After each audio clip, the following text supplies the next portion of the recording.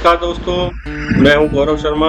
Welcome back to the channel. अगर आप GST, finance, accounts, logistic profile में काम करते हैं तो आज का वीडियो आपके लिए बहुत ही इंपॉर्टेंट होने वाला है। रिसेंटली जीएसटीएन ने bill to and ship to के रिगार्डिंग एक इम्पोर्टेंट अपडेट किया है जो ई-वे बिल जनरेशन में बहुत ही ज्यादा इफेक्ट करेगा। ई-वे बिल में बिल टू शिप टू गलत फिल करते हैं तो आगे जाके आपको बहुत ही ज्यादा कंप्लेंट्स का इशू आ सकते हैं। आज की इस वीडियो में हम सिंपल लैंग्वेज में समझेंगे कि बिल टू शिप टू क्या होता है, टैक्स इनवॉइस कब जनरेट करना होता है, डिलीवरी चालान क्या होता है और लेटेस्ट जीएसटी अपडेट क्या है इस ई-वे बिल से रिलेटेड, वो भी हम आज इस वीडियो में समझेंगे। तो चलिए दोस्तों, बिना किसी डिले के इस वीडियो को शुरू करते हैं। तो दोस्तों, पहले हम समझते हैं कि बिल टू शिप टू क्या होता है। इसे एक एग्जांपल के साथ में समझेंगे।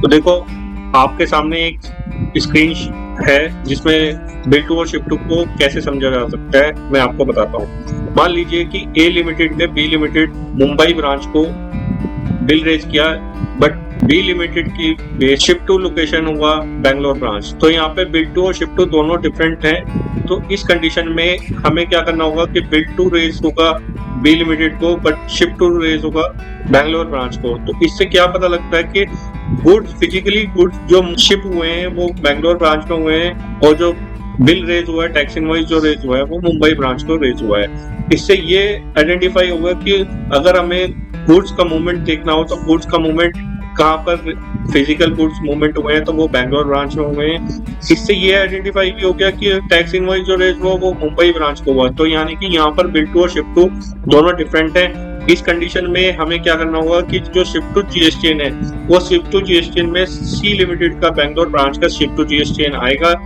ई-वे बिल में और एड्रेस एंड पिन कोड के साथ में ये रेज होगा। यही थोड़ी सी कंडीशन हमें ध्यान में रखनी है। अगर C limited Bangalore branch unregistered है तो उस केस में यूआरपी मेंशन करेंगे। हम समझते हैं कि जीएसटीएन ने ये चेंजेस क्यों किया है। जीएसटीएन ने ये चेंजेस इसलिए किया है क्योंकि पहले जो बहुत सारे टैक्स पेयर थे वो बहुत बिल टू जीएसटीएन करके और डिलीवरी एड्रेस मेंशन कर देते थे। इससे क्या होता था कि फेक इनवॉइसिंग ज्यादा इंक्रीज हो जाती थी और फिजिकल गुड्स का जो मूवमेंट था वो पता नहीं चलता था। तो इस कंडीशन में जीएसटीएन ने क्या किया कि बिल टू और शिप टू जीएसटीएन को और स्ट्रॉन्ग बनाने के लिए ये अपडेट किया। इससे क्या होगा कि ट्रैकिंग को फिजिकल मूवमेंट का गुड्स लोकेशन है वो आइडेंटिफाई हो जाएगा और फेक इनवॉइस भी रिड्यूस हो जाएंगे और क्लियरली सिस्टम को ये पता लग जाएगा कि एग्जैक्टली फिजिकल गुड्स किस जीएसटी रजिस्ट्रेशन पर रिसीव हुए हैं। अब हम समझते हैं दूसरा एग्जांपल जो कि बिल टू और शिप टू ट्रांजैक्शन से रिलेटेड है।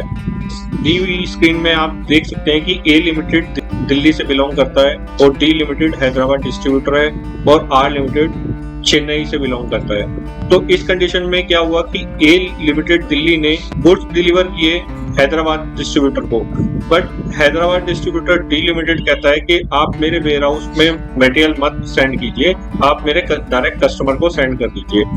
तो जो डी लिमिटेड का कस्टमर है वो आर लिमिटेड है जो कि चेन्नई लोकेशन में है। तो अब हम इसमें क्या करेंगे कि टैक्स इनवॉइस और ई-वे बिल जनरेट कैसे करेंगे कि टैक्स इनवॉइस जनरेट होगा ए लिमिटेड दिल्ली से डी लिमिटेड हैदराबाद को, बट जो ई-वे बिल जनरेट होगा वो ए लिमिटेड सप्लायर जो है वो डी लिमिटेड हैदराबाद डिस्ट्रीब्यूटर के नाम पे करेगा, लेकिन शिप टू जीएसटीएन जो जनरेट होगा वो आर लिमिटेड चेन्नई की लोकेशन पे जनरेट होगा। तो इस कंडीशन में शिप टू जीएसटीएन का भी जीएसटीएन मेंशन करना होगा। ये bill to ship to transaction है और इसमें जो फिजिकल गुड्स मूवमेंट हुए हैं वो चेन्नई लोकेशन पर मूवमेंट हुए हैं। इस कंडीशन में डिलीवरी चालान रेज नहीं होगा, ओनली टैक्स इनवॉइस रेज होगा। तो दोस्तों, अब हम समझते हैं scenario number 3, combination of e-way bill. तो इस कंडीशन में क्या होगा कि ए लिमिटेड दिल्ली से बिलोंग करता है, बी लिमिटेड कोलकाता से बिलोंग करता है, सी लिमिटेड अहमदाबाद से बिलोंग करता है और डी लिमिटेड हैदराबाद से बिलोंग करता है। अब इस कंडीशन में क्या होगा कि ए लिमिटेड ने बी लिमिटेड को बिल टू किया, बट बी लिमिटेड बोलता है कि आप बी लिमिटेड मेरे यहाँ पर बिल ना करके आप सी लिमिटेड के यहाँ से वेयर हाउस से मटेरियल डिस्पैच करो और डी लिमिटेड के यहाँ पर डिलीवर कर दो। तो इस कंडीशन में क्या होगा कि ए लिमिटेड बी लिमिटेड को बिल करेगा, बिल टू होगा B limited but ship to होगा D limited and dispatch from में आएगा सी लिमिटेड का एड्रेस। तो ये कंडीशन हमें सारी मेंटेन करनी है जब भी हम ई-वे बिल क्रिएट करेंगे तो ये कंडीशन हमें रिमेम्बर करनी है। तो अगर मान लो इस कंडीशन में कोई भी अगर हमने मिस्टेक कर दी तो आगे हमें कंप्लायंस इश्यूज आ सकते हैं ई वे बिल से रिलेटेड, और हमारी जो मटेरियल है वो इनबाउंड भी हो सकता है। तो आपको ये सब चीज ध्यान में रखनी होगी, जो कि अभी रिसेंटली चेंजेस आया है ई वे बिल में, तो ये चीज हमें बिल्कुल ध्यान से रखनी होगी, ध्यान से ई वे बिल बनाना पड़ेगा, और जो भी ई वे बिल बनाता है उसे प्रॉपर ट्रेनिंग एंड गाइडेंस देनी होगी। तो अगर ए लिमिटेड बी लिमिटेड को बिल करता है लेकिन मटेरियल जो मूवमेंट है वो सी लिमिटेड के वेयर हाउस अहमदाबाद से मूवमेंट हो रहा है और डी लिमिटेड हैदराबाद को डिस्पैच होगा, तो अब हमें क्या करना पड़ेगा, टैक्स इनवॉइस जो जनरेट होगा वो ए लिमिटेड टू बी लिमिटेड होगा, और जो शिप टू लोकेशन होगी वो डी लिमिटेड की हैदराबाद की आएगी, और शिप टू अगर डी लिमिटेड अगर यूआरपी है तो यूआरपी मेंशन करना पड़ेगा, अगर डी लिमिटेड रजिस्टर्ड है तो हमें जीएसटी नंबर उसका ई वे बिल में मेंटेन करना पड़ेगा। ये सब ई वे बिल से रिलेटेड जो नया अपडेट आया उससे रिलेटेड जानकारी है। आप इसको 2-3 बार देख सकते हैं, स्क्रीन को देख सकते हैं, स्क्रीन पर जो मैंने मूवमेंट बना रखी है उसको आप है ना और टेस्ट भी कर सकते हैं अपने ईआरपी सिस्टम में। दोस्तों अब हम समझते हैं कि कौन सा ई वे बिल पे प्रिंट होगा, ई वे बिल पे क्या प्रिंट होंगे और कैसे ये स्टे रहेगा ट्रांसपेरेंसी में। तो सबसे पहले हम देखते हैं, ये मैंने कुछ टेबल बना रखी है कि डेटा फील्ड जो होगा शिफ्ट टू एड्रेस और pin code same as pin होगा जैसे पहले होता था ई वे बिल में, बट प्रिंटेड जो होगा वो printed on e way bill पे सेम ही रहेगा, बट शिफ्ट टू का जो जीएसटी नंबर है वो प्रिंट नहीं होगा।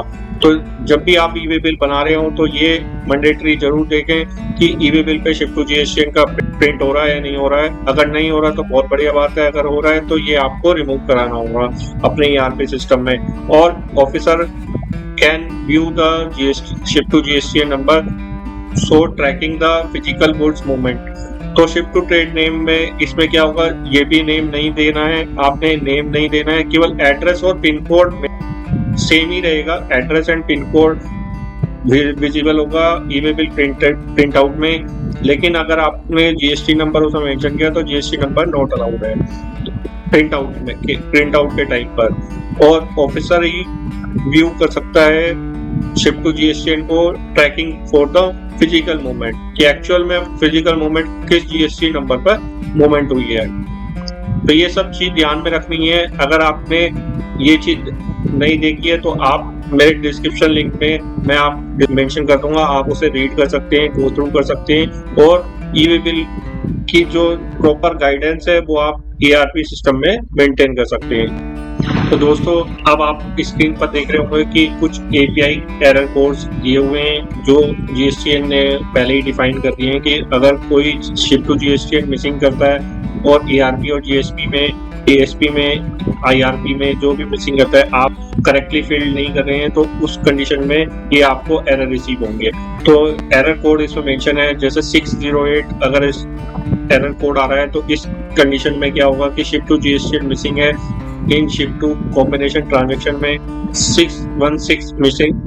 जो एरर कोड आएगा वो रेगुलर ट्रांजेक्शन में shift to GST incorrectly filled किया हुआ है। 864 shift to GST incorrectly send to bill from and dispatch from transaction में, जो कि मैंने थर्ड पार्टी कॉम्बिनेशन में आपको बताया था कि थर्ड पार्टी में किस तरह से आप ट्रांजेक्शन को मूवमेंट करा सकते हैं। तो उस कंडीशन में ये सारे आपके सामने है ना एरर कोड दिए हुए हैं। आप ये एरर कोड जब भी इस तरह की कोई कंडीशन आपको मीट होती है तो आप ये एरर कोड है ना मैच कर सकते हैं कि इस तरह के एरर कोड में क्या प्रॉब्लम आई है।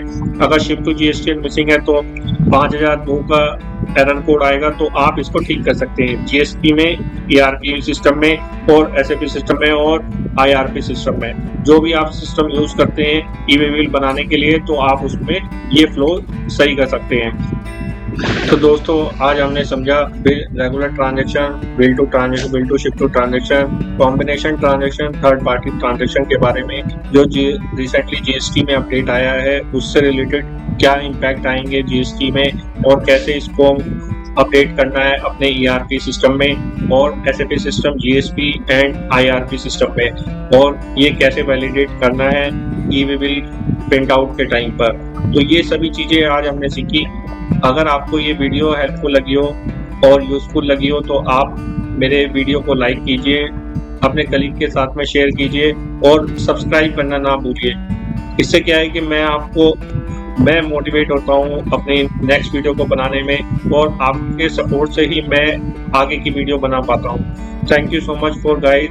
अगर कमेंट करके बताइए कि किस टॉपिक पर आप वीडियो देखना चाहेंगे, फाइनेंस, जीएसटी या पावर क्वेरी, पावर बीआई या पावर पाइवट के से रिलेटेड किसी भी टॉपिक पर अगर आप वीडियो देखना चाहते हैं तो आप मुझे कमेंट में टाइप कीजिए। मैं आपके लिए नेक्स्ट वीडियो उसी से रिलेटेड टॉपिक पर बनाऊंगा। Thank you guys, thank you for watching my video. जय हिंद।